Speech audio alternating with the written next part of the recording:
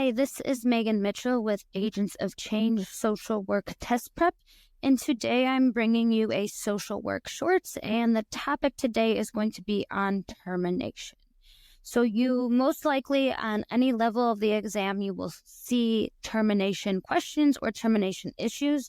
So I want to dive a little deeper. We're going to go through the section of the Code of Ethics that discusses termination, and we will end with a practice question. So termination, you will hear it a lot in social work. It's basically the close or ending of the therapeutic relationship.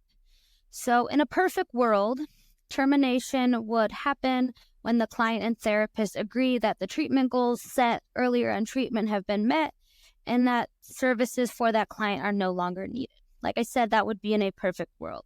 However, we do not live in a perfect world, so there are a few reasons why termination might occur outside of that. First is a client can terminate at any time. So if a client no longer wants to continue services, that is their right. They have that right to do that. Also, we have life events that come up, and sometimes we have to leave jobs, or we have family issues that come up, and we may need to terminate clients without us knowing.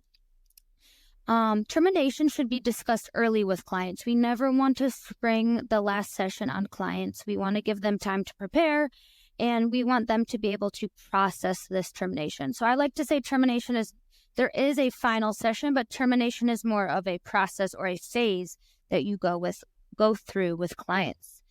Something really important is that I have here at the bottom, termination is processed differently by clients.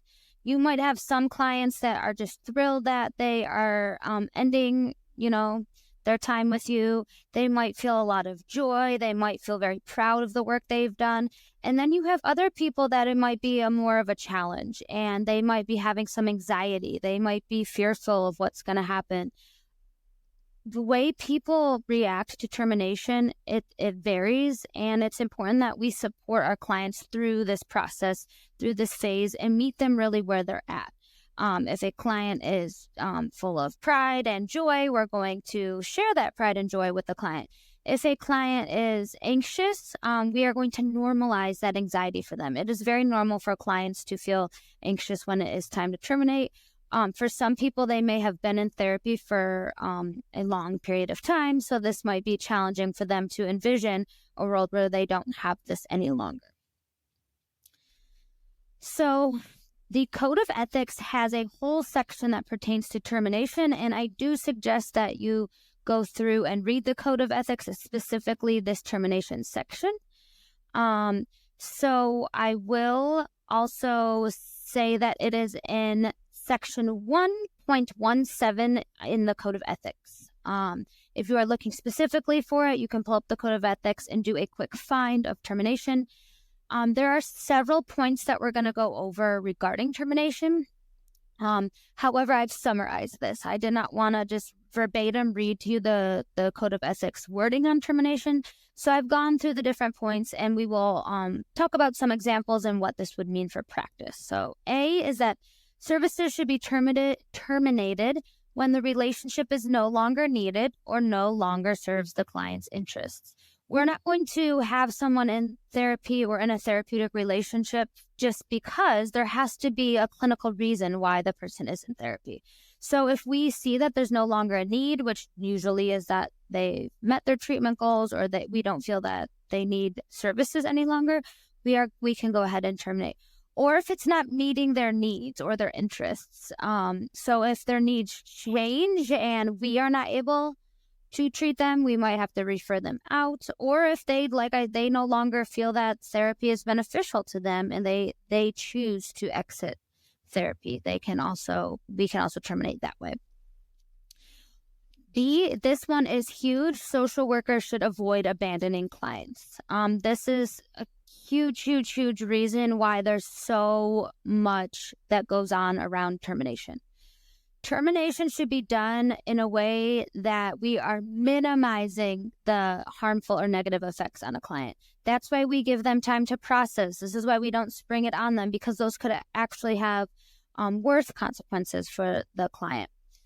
If you know a client needs a continuation of services, so if they need referrals, or they need something outside of therapy, if they need community resources, if you need to refer them to someone that's able to either provide more intensive or less intensive services, that needs to be done.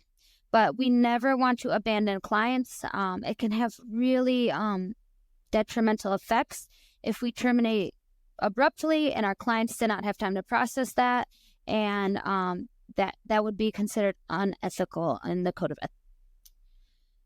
So if we are in a setting where clients are paying for services, there are a few instances where they can be terminated if they are no longer paying for services and have an overdue balance. I've seen quite a few practice questions that actually refer specifically to this. So here are some ways that we can terminate if a client has an overdue balance. If the client has been made aware of the financial agreements, and being made aware is that they know what the policy is for not paying. So some agencies will probably set policies, or practitioners will set policies.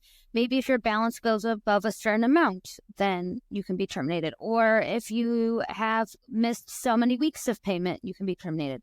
But you do need to make the client aware. So they can't just have an overdue balance and then they come in one day, you've never talked to them about this, and then you terminate. We also have to make sure that if we're terminating due to an overdue balance, that they are not a danger to themselves or others. Because if they are a danger to themselves or others, we cannot ethically terminate. The last is if we feel that we have warned and discussed the consequences of not paying with the client. So like I said, we've gone over the policies. We've told them that termination will occur if they do not pay, and also letting them know the consequences for having to terminate because of non-payment. So it's just make sure that if you do have a client that's not paying, it's documented, the client is made aware, and that they are not a danger to themselves or others. But we do not have to continue to see clients for extended periods of time if they're not paying. The next point is that we, as social workers, should not be terminating with the client in order to pursue a relationship with them. This could be a personal relationship. This can be an intimate relationship. This could be a social relationship, a business relationship. For example, if we feel that we have feelings towards a client and we want to go and pursue a relationship with them, we are not going to terminate services and terminate our relationship in a therapeutic sense to go and be with that client. That would be unethical. We also, if say a client wanted to get into business with us and we really wanted to do that, we're not going to terminate that relationship to get into business with the client. So we should not be terminating services in order to pursue relationships with clients. It's unethical. The next one is, if we know that termination needs to occur or that there's going to be an interruption of services, we need to make appropriate plans to best assist that client. This might be if we know that we are going to go out on maternity leave. If we know that we are going on an extended vacation, we're not going to be in the office. If we know that the client has their last few sessions coming up, we need to plan for that. If we need to transfer the client, we need to do that. We need to plan for that. If we need to refer out, or if we need to come up with some sort of other arrangement, we need to anticipate. We should not know that we are going on vacation and never tell our clients, and then they automatically are transferred to someone else. That would not be ethical. So we always need to make sure we're planning and letting clients know if there is going to be termination or an interruption in services for any reason. Lastly, if we know we're leaving a setting, we should notify clients when possible and let them know what their options would be. That might be that you refer them out. It might be that you refer them to someone else within the agency, but you do, to the best of your ability, need to make them aware that you will be leaving the setting so that termination can really be processed and you can do that together. However, I do preface this with stuff happens. Sometimes emergency happen. We might need to go on emergency medical leave, or something on a family emergency may occur. So this is you're supposed to follow this to the best of your ability, but life does happen. So this would, like I said, be in a perfect world and a perfect scenario. Then I have here, this is just a link to the Code of Ethics. If you have not done so yet prior to your exam, I suggest reading it through at least once. There is a lot there, so break it up into several sessions, but in both the master's and clinical level, you are going to get a handful of ethics questions. So it'll be really important that you know that Code of Ethics well. I always suggest doing Code of Ethics as close to your exam as possible, a refresh as close as to your exam as possible, because that you want that info fresh in your head going into exam day. Here's some things to consider regarding termination. As always in social work, you want to document, and you want to document all of your termination decisions, because for legality purposes, you want to make sure that you are able to defend why you terminated a client. So this is really, really, really important for you to document. It's also important for you to document if a client terminates against your advice. So clients, like I said, can terminate on their own in most cases. If that is the case and you've told them what the risks are of terminating, you need to document that as well. So always document any steps that are leading to termination decisions. A lot of times, it's our own clinical judgment of when we think clients have met their treatment goals. So it's important to document in case down the line you would need to defend those actions. When it's time to terminate, it's best practice to give referrals. So that could be referrals out into the community. It could be referrals to outside support. This is just a rule of thumb, but the rule of thumb is to provide at least 3 referrals. Some clients might need more than that, but that's just a rule of thumb. We discussed this earlier, but it's normal for clients to feel anxious or worried. So if they come to you and you start to bring up termination and they're just freaking out and they're like, I'm not ready for this, but you clinically have seen all the progress they've made and they've met their treatment goals, you're going to normalize that for them. You also can decrease the frequency of amount of time you see the client. So maybe if you were seeing them on an every week basis, you go to every other week. There's a lot of ways that you can prepare this client for termination and do it in a way that protects them. Once terminated, it happens. So once the client's terminated, it's best practice that a termination letter be sent to signify that termination has occurred. It's just another step for documentation purposes. So these are just some important things to consider when you are moving towards termination. This is huge, and I always say safety first. Once again, we need to take safety into consideration when terminating. We ethically are required to provide services to clients, even if it's time to terminate, if they are a danger to themselves or others.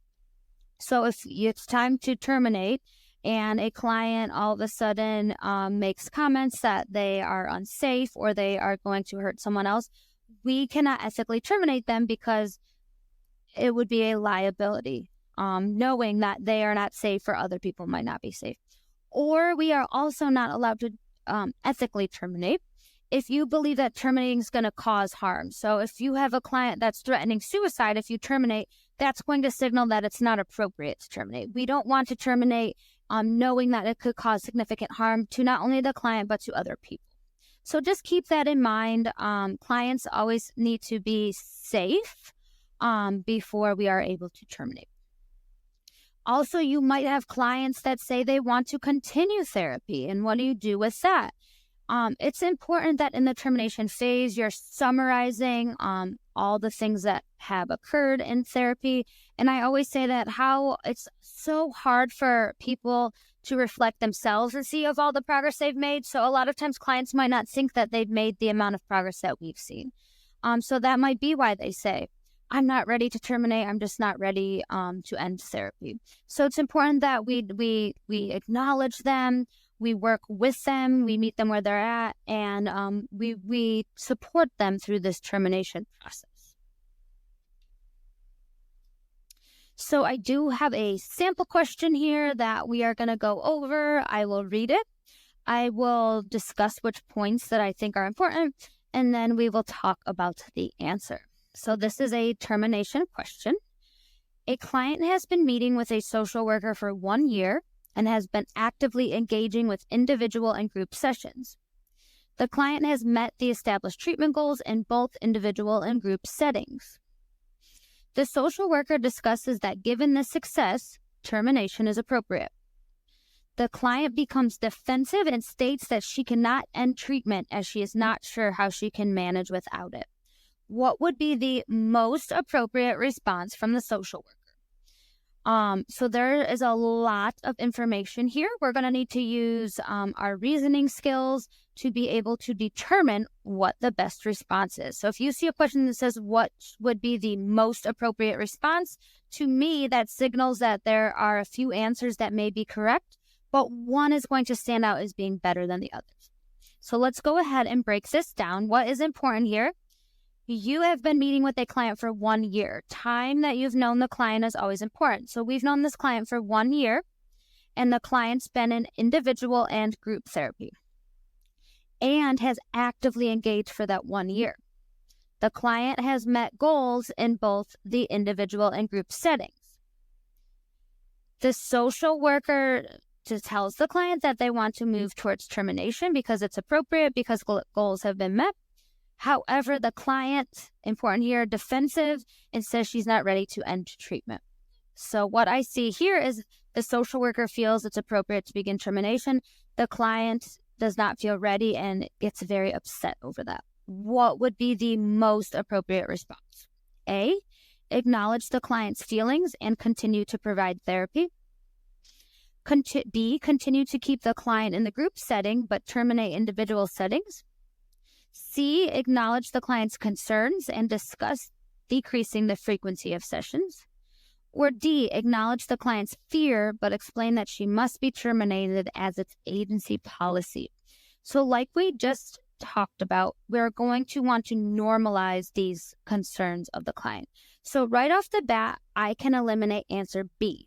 Continue to keep the client in the group setting but terminate individual settings. This would not be appropriate to just cut one setting out and continue with another one. That's not the best response. It does not meet the client where they're at, and it just can be eliminated, which leads us with our other choices. We can also eliminate A, acknowledge the client's feelings and continue to provide therapy. Although A acknowledges the feelings, just because the client wants to continue therapy, we do not have to continue if we feel it's appropriate to end. If that was the case, we would have clients staying with us for a very, very, very long time past the point that they would need to. And remember, we should only be seeing clients in cases where it's clinically necessary. So A is out, B is out, which leads us to C and D. We are going to go ahead and eliminate D. Acknowledge the client's fear, but explain she must be terminated as its agency policy. This answer is too extreme. We are going to acknowledge the fear. However, we're not going to tell her she must be terminated because it's the agency's policy. It's not meeting the client where they're at, and it's not the best clinical answer, which leads us with answer C. We are going to acknowledge the client's concerns and discuss decreasing the frequency of sessions. Why this is the most appropriate answer? Because it acknowledges that the client's feelings, and also it helps move towards termination, but doing so at a frequency that is going to best support the client. So we can decrease the frequency of visits if that's what's appropriate for the client. So C is the correct answer.